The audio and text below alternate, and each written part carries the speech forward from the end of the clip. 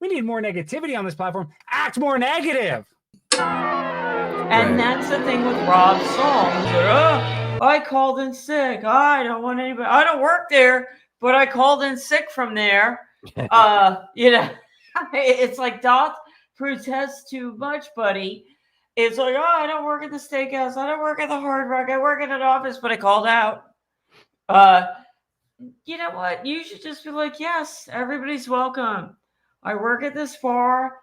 Come down. I'll serve you drinks. Tip me, whatever. Right. And he would have got a lot of tips. Like, don't be an asshole. The young lady who was one of the bartenders last year at Hackamania commented to me that we were really good tippers. Right. So, and I think they would be, but Rob is like a guy. He's taken it so far. He doesn't know what he's scared. He's like scared of his own shadow now because of all the threats and back and forth. But getting lawyers and calling the police. It's like he boxed himself into a corner. You know what? I tried to work with Rob. I tried to be his friend. I tried to help him with his show. And he's such a thin-skinned asshole. I'm done with him. I have washed my hands of Rob Saul. I have made 2 innocent dog jokes. I never said he diddled dogs, and I don't believe he did that. I've never said anything like, as Kiki would say, untoward about Rob Saul. I've given him information about, Opie and Anthony information that I knew from years ago, different things to keep him going on his show. And the other, like a week or so ago, I go on there and I'm just like chatting with the chatters. And I have a moderator, and it's like big fucking deal. I don't get paid to have that. I don't really give a fuck. But it was to protect his chatters. So he goes, Deb, I don't like you trashing me. Don't be trashing me. And I'm like, what the fuck? What did I even say? And I'm asking people in his chat, and they're like, we don't know what you said. And they're like, Rob, she didn't say anything. She didn't say anything. What's wrong? What's wrong? He was all mad. He blocked me. I was like, fuck him. Sorry for the language, but fuck him. The language is. I'm done. I am out of the Rob Saul loser fucking lol cow business. I am totally done. It's done nothing for me personally. It's done nothing for me. If I was trying to rip myself in the Dabbleverse, that motherfucker is not the way to go. He wants to be the stuttering John heir apparent. Well, you don't even have lol cow energy. Stuttering John does. So I'm done. This is what happened. Last time I was on there, I wasn't even on there. I was in the chat room, and he was talking to us, fuck, marry, kill. It was Jenny Jingle, Mammy, and me. So I was the kill. So that shows you what he thinks of me, right? I'm the kill. But I laugh it all off. So he says, and then somebody said, oh, FKA mommy, she's 50. And he's, oh, I didn't realize she was that old. Oh, boy, I don't know. She looked pretty good, but I didn't realize she was that old. And I made a joke, and I said, she's only 7 in dog years. Because dog year is 7. 7 times 7 is 49. Oh, my God. He blocked my ass. He did this. I got about 10 messages from people like, that was a funny joke. I picked up a pen. It was a corny joke, but they said it was a funny joke. Prior to that, we got in a fight. Well, he fought with me because when he got monetized, he bought steak. Like, he doesn't think about, like, maybe they're going to charge back. Maybe they're messing with me. He doesn't think that. The first time he got monetized, he got a couple $100 one night. He went and spent it on a steak, and he shows a picture of it. And I said, oh, I hope you got a doggy bag. And anybody that works in hospitality knows a doggy bag is a takeout bag. It's an old term for it. Maybe it's a little outdated. I don't know. I don't think it's outdated. I think he's worked in hospitality his whole career, and he got mad at me about that. He is so freaking thin-skinned. And I used to apologize. I'm like, oh, listen, this is what that joke meant. I'm really sorry. This is that. I'm done with that. I'm done with apologizing to this asshole. I will never accuse him of doing shit to dogs because I don't think he does that. But this guy steps on so many goddamn rakes and wonders why people make fun of him. He told people his mom is fat. He said she's obese. So he wonders why there's a guy in the chat like Rob Saul, stinky, fat shit mom. Okay, you wonder why you got that. You're an asshole. You wonder why Anthony Cumia, who you admired, doesn't pay you no mind. You are as insignificant as the shit on the bottom of his sneaker that he might step on in New York City. You're this. How can you deal with that? I have tried, like I said, I've tried to be friends. I was going to take him out for lunch Friday or Monday, one of the days I was out there. And I'm like, nah, fuck him. So I'm done. I'm over it with him. Too much sharing. You didn't have to tell the dog story 20 times. You keep telling it. You're getting made fun of it. You don't need to talk about your gay dad. You're getting made fun of it. You don't need to tell everybody your mom that abandoned you is fucking fat because they're going to make fun of that. Like, where do you draw the line? At least, now I've talked to you and I said Dave Serra does a lot of TMI. He talks a lot about vulnerable things, but Dave Serra can laugh about it. He can find the humor in his bizarre situation. He can find the humor when I make a ball joke about the back of his head. Yeah. You know what? He laughs at it. And if he ever wrote to me and said, Deb, I'm very hurt you said that. It's a hard existence I have, and I don't really like people making fun of it, I would totally apologize and stop.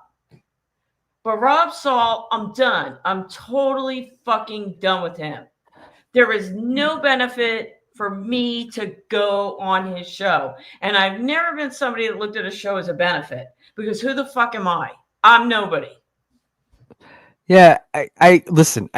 My thing is the dog story, the fat mom, the gay dad, the cousin who stole his wife.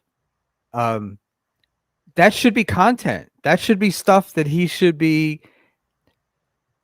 using, right? In his it's like these are the things that happen. You've told us about them. You can't open. Right? You can't open what's the word that I'm looking for, you can't put the genie back in the bottle, right? Right. Like once it's open, you open it. So you can either, if you fight it, you're just going to make it worse. Right. And like I said, Schmuel, I told you, I think Dave Serra is too transparent. Okay. I think he is too honest. That he should keep some of that close to the vest because people are going to look at those vulnerabilities and pick on him. And I've done it. I picked on him the other day at a show. I made a ball joke and a bedpan joke. Mm-hmm. But you know what? If he called me or if he wrote to me and said, Deb, those jokes are mean-spirited. I'm having a tough time. I don't like those. I would totally never do that again to him.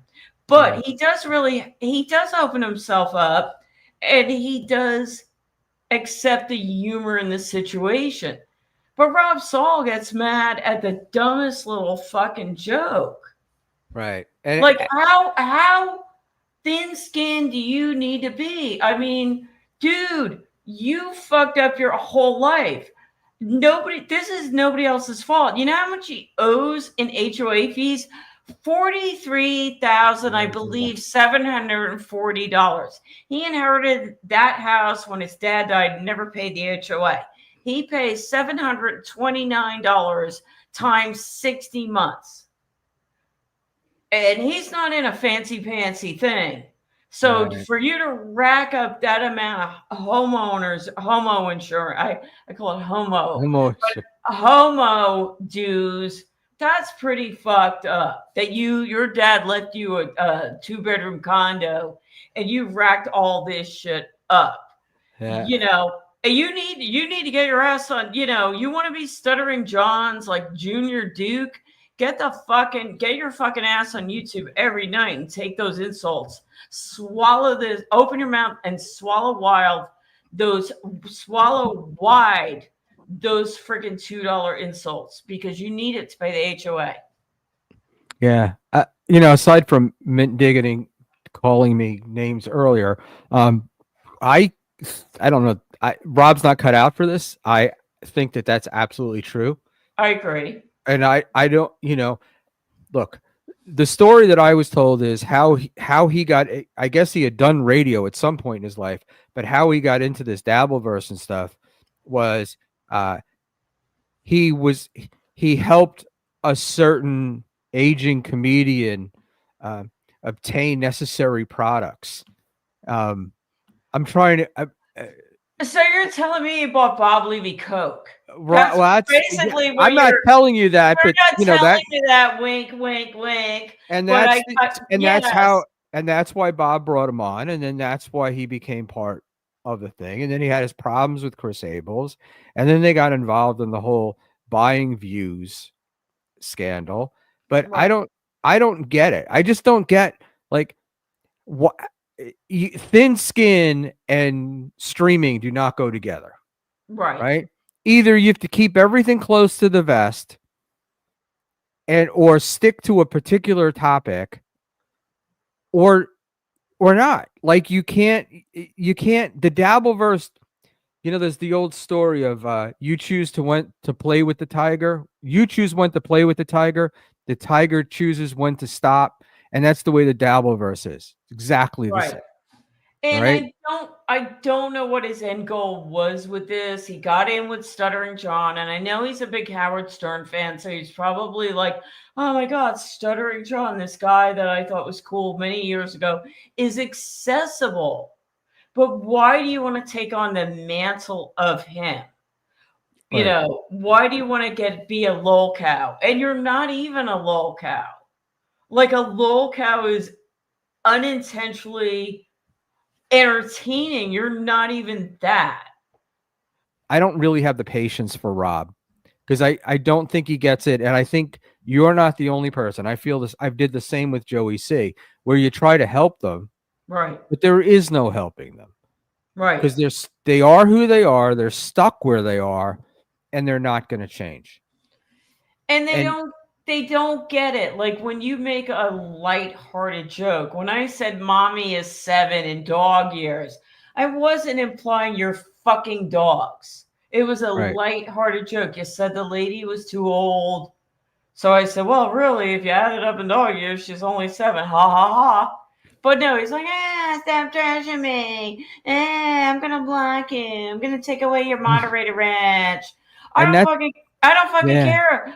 You know why I had a moderator ranch from him? Was to stop people from doxing him, because he wasn't paying enough attention to his chat. So I just wanted it to help him not be doxed, and his other mod, Final Boss, not be doxed. And then he just made a big deal. It's like, you know what? I'm done. I'm out. I'm out. The dog ear joke thing, no one thinks of dogs when you say that joke. Right. Every single person knows that it's a math joke, essentially. It's a math joke. Right? Exactly. It's not you're fucking a dog joke. It's a math joke, but you're known as the dog guy. Okay. Right. You have 4 dogs. You have like 2 dogs, and then other couple dogs you borrow. So you're known as a dog guy, and that's cool. I get it. You're finding companionship through pets and dogs. Never would to this day, I don't think he messes with dogs. I've never accused him of that. I've never said anything like that, but he just gets so thin-skinned, and I don't know what his goal is. I don't really get his end goal. Does he want to be the Duke and get insulted for $2 a clip, or what? I don't even know. And I'm just done. I'm not wasting my time with him anymore. He got permanently suspended off of Twitter. That was how I communicated with him. Once he was gone, I was like, whatever, fuck him. Hit the follow button, hit the like button. Doom, where did you come into my life? Oh my God, Doom. I don't even know who this Doom person is. And now I'm in love with Doom. We're married now. We're married. Doom, fucking brilliant and delightful.